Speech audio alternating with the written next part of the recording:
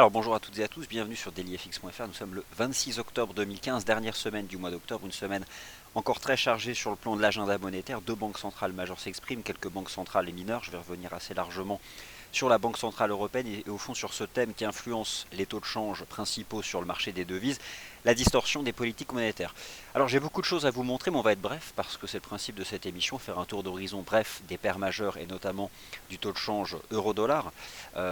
Prenez connaissance ici d'avertissements sur les risques liés au trading des devises et des CFD. Deux choses à vous montrer. La première, la nouvelle newsletter disponible sur le forum DailyFX, donc une newsletter hebdomadaire qui chaque semaine vous donne le chart de la semaine, le consensus des analystes européens. Ça c'est intéressant parce que vous le savez, chaque pays où FXM est présent, eh bien, il y a une équipe de recherche DailyFX.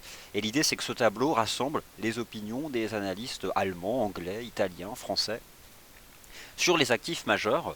Donc ça c'est susceptible de vous intéresser. Il y a aussi le consensus des clients FXM sur les actifs majeurs.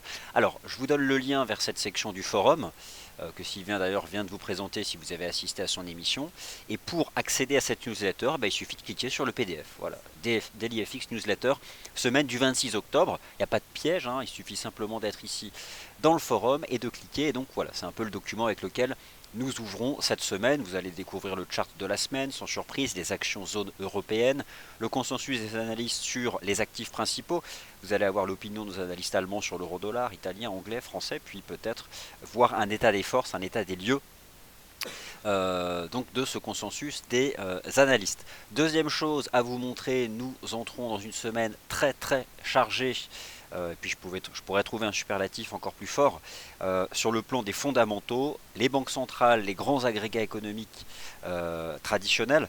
Alors par exemple, la première estimation du PIB des États-Unis au troisième trimestre, la première estimation de l'inflation au sein de la zone euro, d'ailleurs ce sont les chiffres de l'inflation en septembre qui ont amené un certain nombre de banques centrales à revoir leur politique monétaire entretenant ce thème.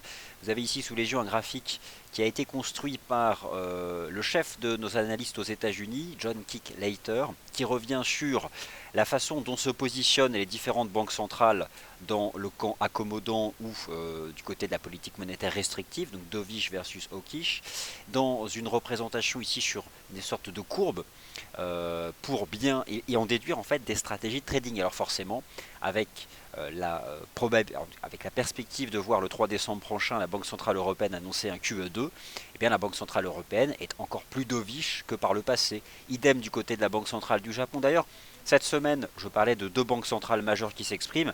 C'est bien sûr la Réserve fédérale des États-Unis et la Banque Centrale du Japon. Attention, soyez prudents. Nous sommes passés à l'heure d'hiver, les États-Unis passent à l'heure d'hiver l'été prochain, ce qui signifie que cette semaine, à l'heure de Paris, toutes les statistiques américaines sont décalées. En clair, la Réserve fédérale des États-Unis prend une décision sur ses taux non pas à 20h ce mercredi, mais à 19h. C'est pour cette raison d'ailleurs que nous serons ici en live à partir de 18h45 pour suivre cette décision monétaire de la Réserve fédérale. Alors, lorsqu'on étudie le positionnement des principales banques centrales, forcément, la semaine dernière, deux banques centrales majeures. La Banque populaire de Chine, donc la Banque centrale de Chine, qui a abaissé tous ses taux directeurs et qui est susceptible de le faire davantage d'ici la fin de l'année, qui recule donc sur cette courbe de la politique monétaire, la Banque centrale européenne, sans surprise, et puis forcément la Banque centrale du Japon qui recule d'elle-même. Pourquoi? Parce qu'elle devrait s'ajuster sur ce qu'a fait la Banque populaire de Chine. D'ailleurs, sur le marché des devises, le yen est sous pression depuis une dizaine de séances environ. Et la Réserve fédérale des États-Unis, eh bien, elle n'a pas bougé sur cette courbe des politiques monétaires, même si elle ne relève pas ses taux, étant donné que les autres banques centrales amplifient leurs mesures monétaires, eh bien, elle reste donc, ça entretient ce qu'on appelle la distorsion en fait, l'écart entre ces politiques monétaires, qui est à l'origine des tendances sur le marché des devises. Donc, ce tableau, s'il vous intéresse, parce que je le trouve vraiment bien construit, je l'ai tweeté vendredi après-midi, il doit être dans mes 10 derniers tweets, s'il vous intéresse, vous pouvez l'utiliser. Ça vous permet d'avoir une bonne idée du positionnement. Et moi simplement, à la différence de John Kick-Leiter, j'aurais reporté aussi vers davantage de politique monétaire accommodante la Banque nationale suisse. Parce que vous n'avez pas manqué l'évolution opposée entre le taux euro-dollar et le taux USD-CHF. Parce que la Banque nationale suisse, elle l'a prouvé d'ailleurs en janvier dernier, s'ajuste sur ce que pratique la Banque centrale européenne, pour ne tout simplement pas pâtir d'un taux de change euro-CHF qui chuterait. Donc ça c'est important.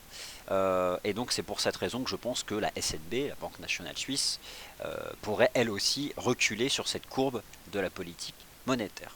Alors ça c'est la trame de fond. Cette semaine, si je devais choisir, l'agenda macro il est hyper chargé cette semaine. Je pourrais choisir au moins 5 statistiques de premier rang. Mais il faut bien en choisir une à un moment ou à un autre. Sans conteste, c'est la réserve fédérale des États-Unis. Le 28 octobre, la probabilité de la voir relever ses taux est faible, mais les derniers agrégats économiques américains, si l'on met entre parenthèses les chiffres du marché du travail en septembre, sont bons. L'indice ISM dans le secteur manufacturier vendredi était très très bon. Bon, l'inflation, les derniers chiffres d'inflation connus aux États-Unis, c'est presque 2%, hein, c'est 1,9%. Alors qu'on sait que la zone euro et même le Canada en rythme mensuel sont à nouveau entrés en déflation au mois de septembre. Il y a donc toujours cet écart entre la macro de ces zones économiques que l'on retrouve dans les cartes de politique monétaire.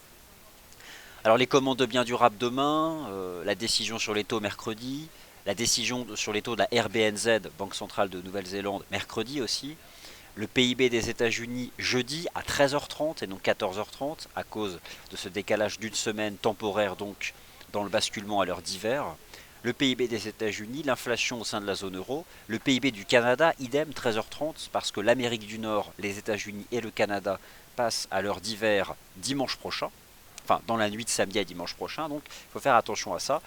En clair, il peut y avoir de la volatilité à l'heure du déjeuner, à l'heure peut-être où vous n'avez pas forcément l'habitude d'être devant votre plateforme de trading. Voilà donc la première partie de ce Good Morning Euro-Dollar. On va bien sûr parler maintenant de l'euro-dollar et des paires majeures. Simplement, laissez-moi vous montrer ce graphique que j'ai pris le temps de préparer avant l'ouverture du point de marché, c'est celui du DXY, hein, l'US Dollar Index. Alors forcément, il price essentiellement l'euro-dollar. Donc, bon, faut bien sûr noter le rôle de l'euro-dollar, qui d'ailleurs rebondit là à court terme, et je pense que les 1,11 $ sont une bonne résistance pour le vendre, parce que j'ai le sentiment qu'avant le 3 décembre, 3 décembre c'est dans 5 semaines, prochaine décision de la BCE, le marché a la conviction qu'il y aura un QE2. Maintenant, quelle sera sa forme? Va-t-il s'agir simplement d'une extension temporelle du QE1? Dans ces cas-là, ce serait une sorte de QE1 prime. Ou est-ce que le montant des achats d'actifs va monter? Là, dans ces cas-là, ce serait réellement une phase numéro 2. En tout cas, j'ai le sentiment qu'avant le 3 décembre, ce marché peut rejoindre 1,0850. Ça, c'est de l'analyse technique. Sur le plan des fondamentaux, vous avez ici donc ce chart ici du DXY, l'US Dollar Index. Ce qui m'intéresse sur le plan de l'analyse technique, pardon. Ce qui m'intéresse, moi, c'est dans cette figure de range que fait le dollar américain depuis 6 mois, c'est cette divergence haussière sur l'histogramme du MACD Weekly. Alors ça, c'est assez puissant. Elle a pris un certain temps à se former, ça peut encore durer longtemps, hein, puisque le dollar US approche à nouveau de la partie haute de son range. Mais lorsque je vois ici cette divergence haussière d'histogramme, que j'avais déjà plus ou moins identifié ces dernières semaines, mais avec les récents chiffres US, ça me paraissait quand même trop fort, trop haussier. Et en réalité, la hausse de l'US Dollar Index n'est pas une hausse propre au dollar américain. C'est surtout un mouvement très faible du côté de l'euro, du côté du yen japonais, du côté du dollar australien, parce que s'alignant sur la politique monétaire de la BPEC, bref, finalement, dollar US à travers sa hausse ne fait que refléter la faiblesse des autres devises. Voilà. Donc, bon, ça, ce sont des choses que je souhaitais vous montrer pour ouvrir cette semaine. Maintenant, qu'en est-il de l'analyse technique en intraday? On va étudier l'euro-dollar et les paires majeures. Le taux de change euro-dollar, j'ai un graphique en données journalières à vous montrer qui est basé sur une capture d'écran pour en envisager donc son évolution lors des toutes prochaines heures de cotation. Vous avez ici ce graphique en données journalières, alors qui montre depuis 2 semaines le fameux rejet sous les 1,1450 $, vous l'avez compris. Le marché qui a basculé sous les 1,11, un niveau qui était acheté depuis la fin du mois d'août dernier, ouvrant donc de nouvelles perspectives techniques négatives d'ici le 3 décembre prochain. Le 3 décembre prochain, ce qui signifie qu'en fait, là, je vous propose un scénario de marché pour les 5 prochaines semaines. Maintenant, il va falloir étudier le rythme du marché, c'est-à-dire de quelle façon peut-on rejoindre ces 1,0850. Dans un premier temps, on ne les rejoindra pas de manière verticale. Le mouvement sera construit. D'ailleurs, plus le mouvement est construit, mieux c'est pour la pérennité du mouvement. Sur le très court terme, j'observe une réaction du marché sur les 1,0980 $. Alors durant la session asiatique, on a testé 1,0980 $. Le marché se reprend à court terme et je pense qu'il se reprend en direction des 1,11 $. Donc pour ce qui est du court terme immédiat, on est à 1,1050. Je pense que ce marché peut aller chercher les 1,11. Et c'est une résistance sur laquelle eh bien, les vendeurs peuvent se repositionner pour la simple raison que c'est un niveau qui a été fortement acheté fin août, tout au long du mois de septembre, et qui a été brisé quand même avec force en fin de semaine dernière, avec cette perspective donc de voir la BCE annoncer un QE2. Donc à court terme, rebond vers 1,11, et je pense que ces 1,11 peuvent être vendus par le marché. Il y a quelque chose que l'on peut utiliser à la recherche d'une résistance sur le taux de change euro-dollar, ce sont les niveaux de support sur le taux de change USD-CHF. Parce que la Banque nationale suisse s'ajuste sur ce que pratique la Banque centrale européenne. En clair, si le marché se projette sur, par exemple, davantage de taux négatifs de la part de la BCE, par exemple un taux de dépôt qui pourrait passer de, je sais pas, moins 0,20 à moins 0,30, moins 0,40, celui de la Banque nationale suisse devrait, pour maintenir encore l'écart, s'enfoncer davantage en territoire négatif. Il n'y a pas de limite en fait. Donc l'USD-CHF, lui, je pense qu'il va baisser vers le support à 0,9740, ce qui signifie que l'euro-dollar peut remonter à 1,11 sur le très court terme. Après, il est possible d'envisager une remobilisation des acheteurs sur l'USD-CHF sur 0,9740. D'ailleurs, il a atteint l'objectif de cours dont je vous parlais à 0,98 qui correspondait au 1,10$ du taux de change euro-dollar. Quant au taux de change euro-dollar, il peut se reprendre en direction des 1,11. Alors ensuite, comment utiliser la forme de la reprise technique du taux de change euro-dollar? On peut basculer sur des bougies horaires et on est probablement en train de faire un espèce de drapeau. On peut aller chercher ces 1,11 je pense, et par contre dans cette zone entre 1,11 et 1,1120, je pense que là ça pourrait être un bon timing pour des scénarios de vente. Sinon après bien sûr que le scénario le plus safe, en tout cas le plus prudent, c'est qu'on a une ligne de tendance haussière en horaire qui permet d'attraper la reprise technique. Bien tant qu'elle tient, elle tient. Le jour où le marché la brise, on aura le signal de reprise de la tendance de fond. En tout cas, voilà donc ce qui m'intéresse si j'ai un niveau technique à vous donner ce matin. C'est 0,9740 sur le taux USD-CHF et 1,11$ sur le taux euro-dollar. Qu'en est-il maintenant des autres taux de change majeurs? Le taux de change USD-CAD, on en a beaucoup parlé avec cette impulsion haussière suite à un pullback bien réussi d'ailleurs vendredi sur le niveau ici des 1,30 50 dollars canadiens. Ce qui a à la base permis à l'USD-CAD de se stabiliser, c'est bien sûr la Banque centrale du Canada qui envisage d'agir d'ici la fin de l'année, le pétrole qui est à nouveau sous pression baissière, la Banque centrale qui mentionne le change explicitement, et puis donc un dollar américain qui garde le cap. D'un point de vue technique, le marché a tenu à 28,34, a construit une figure en épaule tête épaule inversée, a fait le pullback. Sur le court terme, on se stabilise. Je ne sais pas si le niveau des 1,30-40 est un bon support. Je pense qu'on peut dériver à plat jusqu'à revenir chercher cette ligne de tendance. Mais j'aurais en effet tendance à chercher les supports, soit 1,31-40, soit revenir chercher cette ligne de tendance. J'ai le sentiment que ce marché, cette semaine, pourrait se reprendre en direction des 1,33 après donc une phase de consolidation intermédiaire. Pour l'instant, elle se fait au-dessus des 1,31-40. Je me méfie, je ne sais pas si c'est un bon niveau. Moi, ce qui m'intéresse, c'est vraiment cette ligne de tendance ici qui passe un peu en deçà du niveau actuel des cours. D'ailleurs, le marché est venu la tester vendredi, cette ligne de tendance. La UD-USD, le NZD-USD, le taux de change USD-Yen, tout d'abord le taux de change USD-Yen. Le taux de change USD-Yen, c'est deux choses. C'est bien sûr le Yen et la perspective, encore une fois, alors je ne sais pas où en est la Banque centrale du Japon, je ne sais pas dans quelle phase elle est, phase 11, 12, 13, 14, aucune idée. Mais je pense que le taux de change USD-Yen peut rejoindre les 121,80. Par contre, où se positionner dessus? Forcément, il y avait ce piège du 15 octobre. Maintenant, je mets en évidence ce canal haussier de chartiste. Et le bas de canal passe un peu plus bas. Il passe aux alentours des 120,37. Là, si je descends là en projection verticale. Donc, je pense qu'on pourra se stabiliser dans cette zone comprise entre 120,30 et 120,50. En tout cas, ce qui m'intéresse, comme d'ailleurs sur le taux de change USD-CAD, ce sont ces lignes de tendance haussière en place depuis la mi-octobre, mais qui actuellement ne sont pas au contact des cours. Ce qui signifie que j'entrevois un potentiel encore de rebond de l'euro-dollar vers 1,11. Il est possible que l'USD-Yen baisse encore de 30 ou 40 pips. Il est possible que l'USD-CAD baisse encore de 30 ou 40 pips avant de revenir sur des niveaux de support qui à ce moment-là seront plus attractifs. Le taux de change AUD-USD est neutre. Alors, Pour ce qui est de la dynamique de fond, tant qu'on reste couvert par la ligne de tendance baissière en place depuis le printemps 2014, je reste baissier bien sûr. Après, sur le court terme, on a tenu un niveau horizontal à 0,72 $. Le marché forme une résistance ici sur les 0,73. Moi, franchement, entre 0,72 et 0,73, je suis parfaitement neutre sur la UD-USD. Le taux de change NZD-USD, nous avons accompagné ici sa hausse le plus possible, notamment depuis le double bottom sur les 0,6230. Et puis il s'avère que ce marché a quand même bien rebondi. Cette semaine, on attend une décision de politique monétaire de la Banque de réserve de Nouvelle-Zélande. Alors, forcément, qui peut s'ajuster sur ce que pratique la Banque populaire de Chine. La question est, est-ce que la reprise du taux de change AUD, du taux de change NZD-USD est terminée? Pas évident de le dire, je dirais que il y a un niveau à 0,67. Ce qui serait vraiment négatif, ce serait de rebasculer sous les 0,67. Pour le moment, c'est vrai que c'est neutre. On a quand même tendance à ne plus progresser. On s'installe dans un range. Voilà, ça c'est le range actuellement du NZD-USD. On forme une résistance sur les 0,69. Voilà, entre 0,67 et 0,69, franchement, c'est neutre. C'est un peu comme la UD-USD entre 0,72 et 0,7350.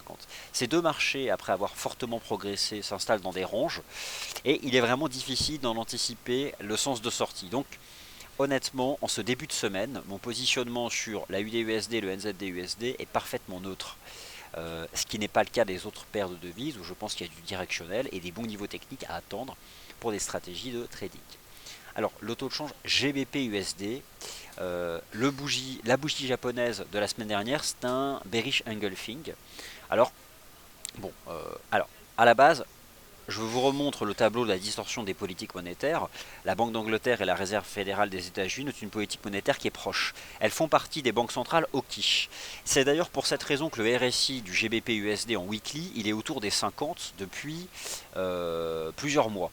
C'est comme un équilibre des forces. Et le prix du GBP-USD, il est dans un range entre 1,51 et 1,57 depuis plusieurs mois aussi.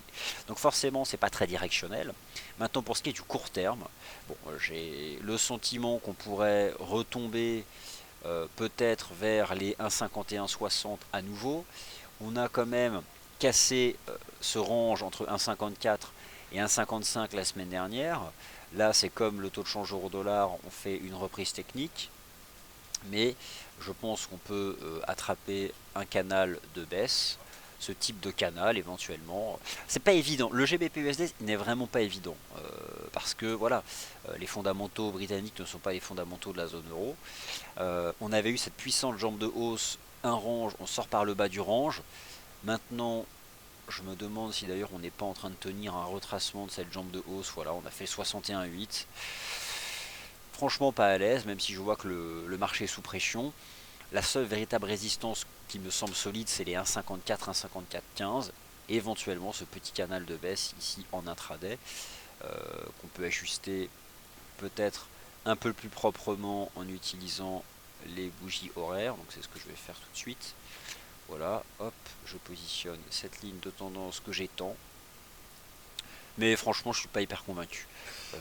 Le GBP-USD sur le court terme peut-être, comme l'euro-dollar d'ailleurs, remonter en direction des 1,5370 $, et éventuellement 1,5370, une résistance pour une stratégie de vente éventuellement.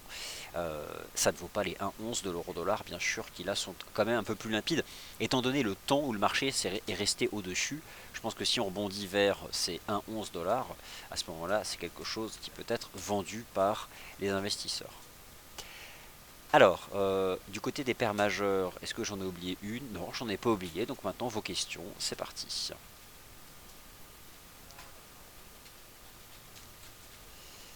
Alors, donc bonjour, good morning, bonjour, bonjour, bonjour.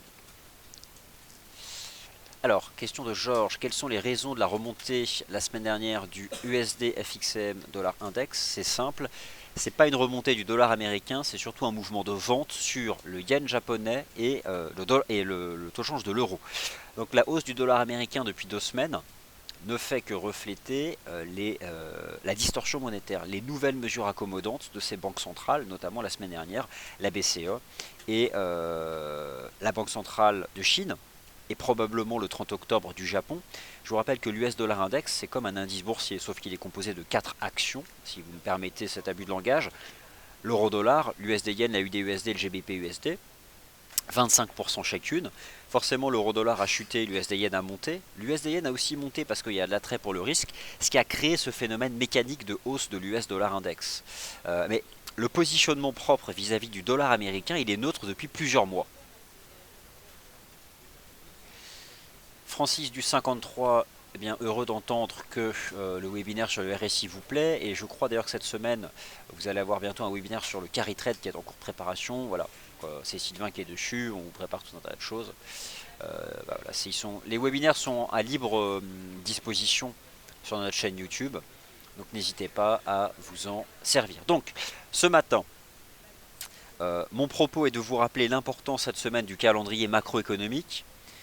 Plus que jamais, ce thème de la distorsion des politiques monétaires qui reste le cœur d'évolution des paires de devises, mais aussi des grands indices boursiers, des actions de manière générale, l'environnement général des taux, puisque la seconde conséquence de ces politiques monétaires accommodantes, c'est bien sûr les marchés actions qui montent, mais ça j'en parlerai dans le morning meeting.